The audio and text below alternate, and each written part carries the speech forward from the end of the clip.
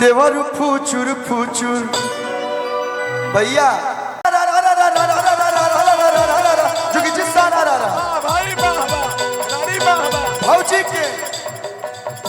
भौजी के देखी के छरहर बदन अरे छरहर बदन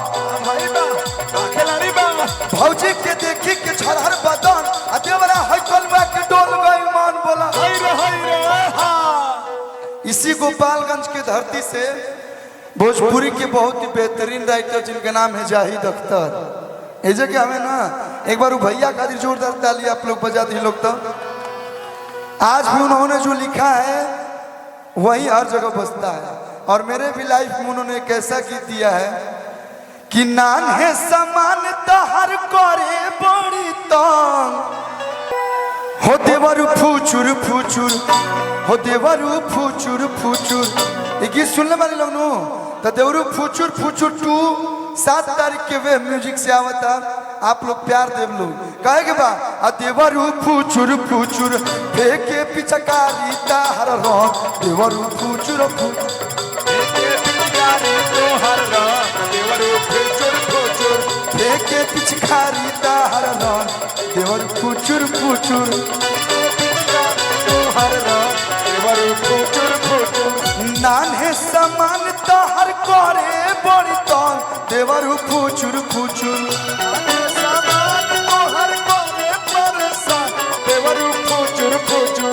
हो देवरु फुचुर फुचुर फेंके पिचकारी ताहर रंग देवरु फुचुर फुचुर फेंके पिचकारी ताहर रंग देवरु फुचुर फुचुर फेंके पिचकारी ताहर रंग देवरु फुचुर फुचुर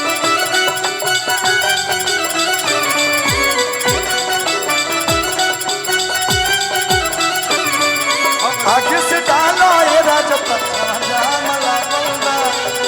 पाछे से डाला ये राजा जाम लागोगा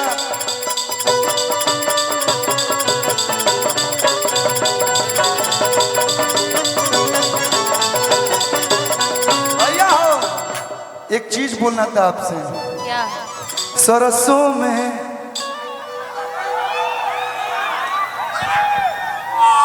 काम हो गई अभी तक तो ठीक थे आप कि सरसों में तू परसो अबू की ना सरसों में तू परसो अबू की ना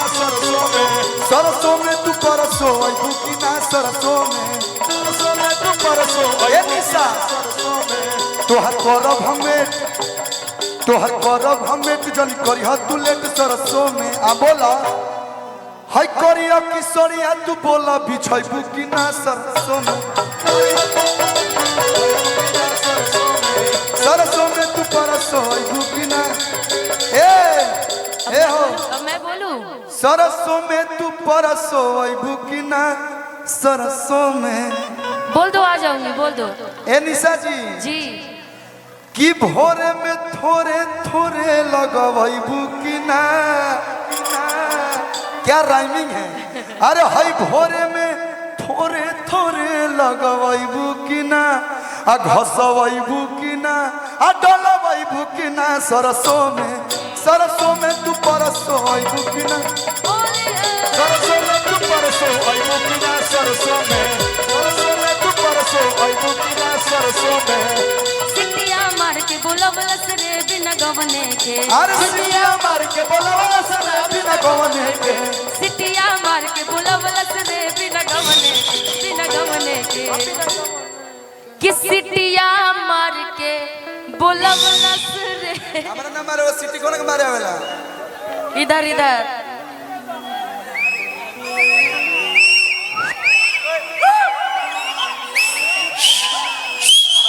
हवा छोड़ा तरफ साफ हवा बाप रे इतना सिटी एक बार में कि सिटिया मार के का पढ़ो तो इंगर सिटिए से बुझाता है हाँ बोला अरे सिटिया मार के बोलवलस रे बिना गवने के सिटिया मार के बोलवलस रे बिना गवने के सिटिया मार के बोलवलस बिना गवने अरे आगे गा। अब रहरी में चदरी बिछवला सरे बिना गवने के। अब रहरी में चदरी बिछवला सरे ए अब रहरी में चदरी बिछवला सरे बिना गवने के। अब रहरी में चदरी बिछवला सरे बिना गवने के। कलुआ पूछेला एक बतिया हो बिना गवने के। अरे कलुआ पूछेला एक बतिया हो बिना गवने के। सासु पूछेली एक बतिया हो बिना गवने के। सासु पूछेली एक बतिया हो बिना गवने के। बिना गवने के बिना गवने के। अब कहाँ पैलू गोदी में हो रिलवा बिना गवने के। अब कहाँ पैलू गोदी में हो भैया हो। बिना गवने। लेकिन ये जो शिवराजपुर है ना भैया, आप हो रहे हा गोपालगंज जिला के लड़का जानता रू, तू कतनो लुका के रहबू, लेकिन ऐजा लड़का कह से रंग डाले आई तो डाले आई, चाहे तार भाई मना करस, चाहे तार बाप मना करस, या तार भौजाई तोहरों में डलाई, तारा भौजाइयों में डलाई, लेकिन डलाई। कलू म्यूजिक वन सी गाना यही साले आइल बा।